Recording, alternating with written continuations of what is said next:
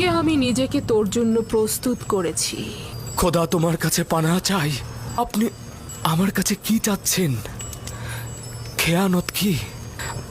আমি তো বলেছি আপনার কাছে সারা জীবন অনুগত থাকবো আমি, কিন্তু অনুগত আর বিশ্বাসের খেয়ানতের মধ্যে ভিন্নতা রয়েছে। আপনি আমার কাছে কি চাচ্ছেন? আমি তোর কাছে তোকে চাই।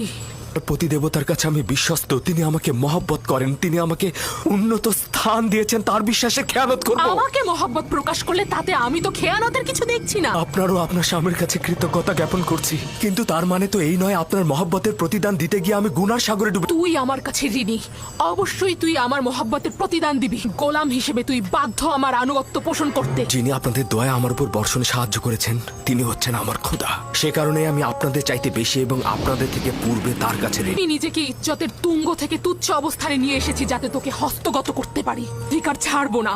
আমি আমার ঈমান ও নিজস্ব চরিত্রকে সাময়িক কামনা বাসনার কাছে বিসর্জন করব। আমি আর তুমি ছাড়া এই ঘটনা কেউ জানবে না।